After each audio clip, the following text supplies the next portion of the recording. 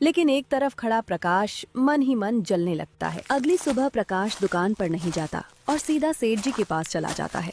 सेठ जी, आपने देखा होगा कि कुमार आपकी दुकान के बाहर मटन का स्टॉल लगाकर खूब कमाई कर रहा है। लोग उसकी दुकान पर भीड़ लगा रहे हैं और उसका नाम भी काफी मशहूर हो गया है। हाँ, मुझे पता है, लेकिन उसकी वजह से मेरी दुकान पर भी कुछ ग्राहक बढ़े हैं, इसलिए मैंने कभी इस बारे में ज्यादा नहीं सोचा। लेकिन सेठ जी, सोचिए तो सही, फायदा सिर्फ कुमार का हो रहा है। आपकी जगह का इस्तेमाल करके वो रोज पैसे कमा रहा है, जबकि आपको उससे कुछ भी नहीं मिल रहा। बात तो तुम्हारी सही लग रही है, मैंने इस तरफ कभी ध्यान ही नहीं दिया। अगर आप चाहे तो वही स्टॉल में चला सकता हूँ। मैं अपनी कमाई का हिस्सा आपको दूंगा, कम से कम आपको भी तो फायदा होगा। ये बात भी ठीक है। फिर मुझे क्या करना होगा?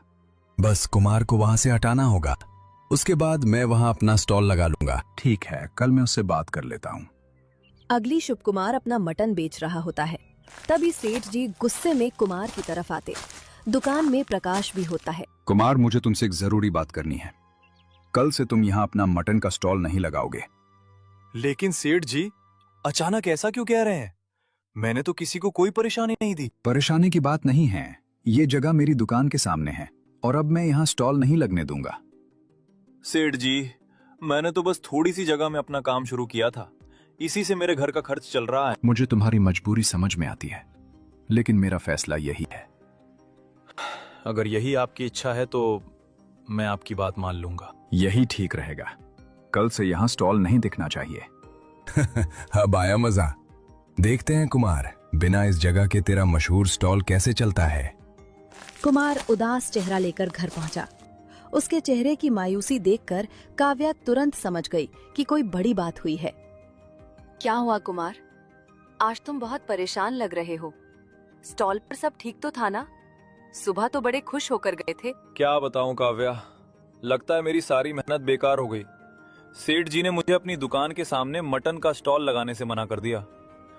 उन्होंने साफ कह दिया कि अब मैं वहां अपना स्टॉल नहीं लगा सकता। इतनी मुश्किल से काम चलना शुरू हुआ था और अब फिर से सब खत्म हो गया। बस इतनी सी बात, इसके लिए इतना परेशान हो रहे हो? कुमार, तुम्हें अपनी मेहनत पर भरोसा रखना चाहिए। लोगों को तुम्हारी जगह पसंद नहीं थी, लोगों को तुम्हारे हाथ का स्वाद पसंद है। लेकिन काव्या, अगर मुझे दूसरी जगह ग्राहक ही नहीं मिले तो? वहां लोगों की भीड़ लगने लगी थी। अब सब कुछ फिर से शुरू करना पड़ेगा। नहीं कुमार, अब बात पहले जैसी नहीं है। पूरे गांव के लोग तुम्हें जान चुके हैं।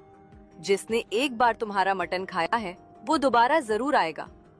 तुम नदी किनारे स्टॉल लगा